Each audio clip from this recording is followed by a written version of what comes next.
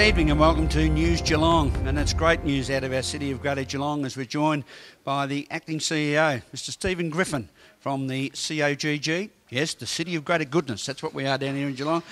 It's also the runner for the Geelong Falcons, so be careful, we're floating on top down here in Geelong land. Welcome, Stephen. Thank you very much for having me. And thank you for your time. The City of Greater Geelong has just released its 2009-2010 budget. Yes. A very good, well-structured budget by, from a layman and a ratepayer's viewpoint. It's been really important to keep rates at a level that people that can afford it without stopping our growth. And there's a continual demand here, obviously, with growing community. We've got a lot of people who need support and family and children's services. We've got issues, obviously, still with recreation facilities, community facilities, and we can't stop that growth. We need to make sure those facilities are out there.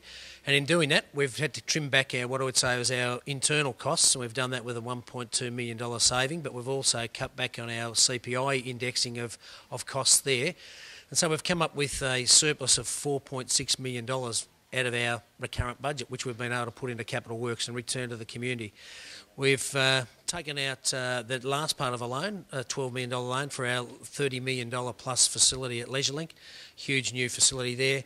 But Geelong demands new facilities. We need to supply those facilities, and we've been able to do that, we think, in a very responsible way with a 4.9% rate increase.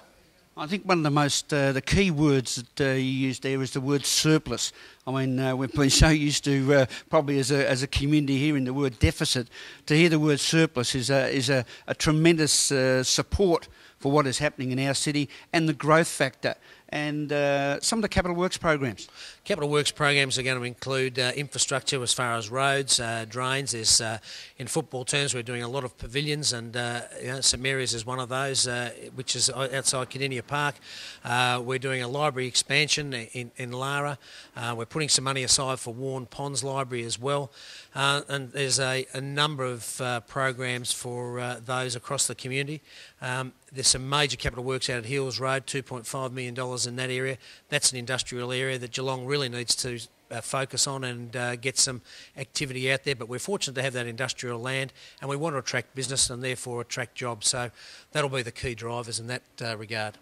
And the continuation of the Armstrong Creek program? Armstrong Creek is going to have something like 60,000 people in there, and we're planning for that at the moment. That's the major infrastructure such as, again, community centres, libraries. We're working with state government, particularly on schools there, how we can share facilities so that there's not costs just borne by council, that we're sharing that burden.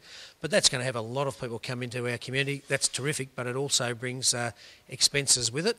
But we also, and people want to have those facilities there when they move in. They don't want to wait for years, so we've got to get ahead of the game.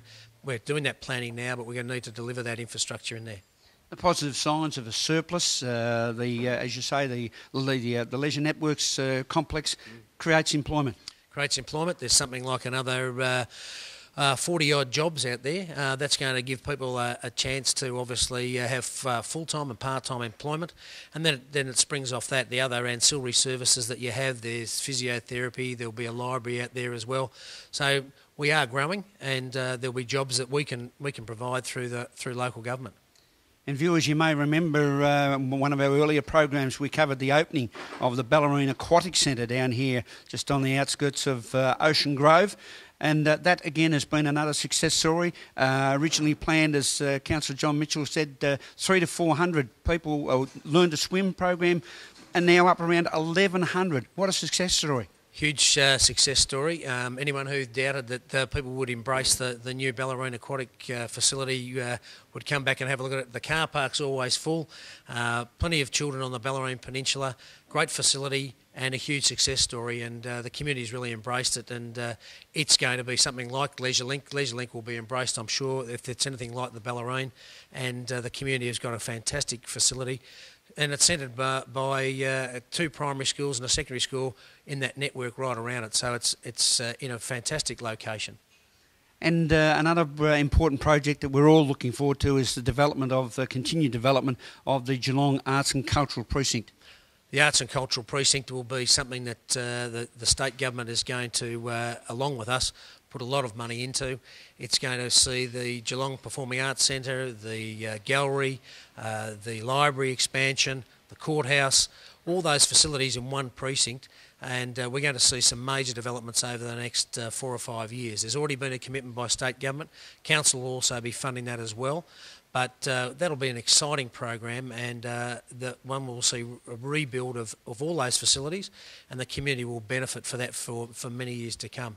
And that'll enhance our cultural aspects of our community, and I'm sure you'll find all the people of Geelong and the region, and that's important too, is the region will be able to enjoy that facility. Stephen, it's been a great team effort to put this budget together.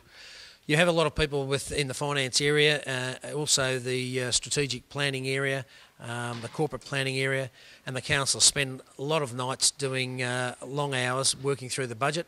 As you can understand, in any budget there are demands where people have different views and opinions, but eventually you work through all those. There's a lot of hard work, there's only so many resources, and in the end you make some decisions about that. But certainly that's been made with the long term in mind, and looking to the future and future growth of this great region. Thank you very much to the Acting CEO of the City of Greater Geelong. Teamwork, working together, Geelong, surplus in the budget. No wonder we say Geelong is the best place to live. Go Cats, as we go to a break on News Geelong.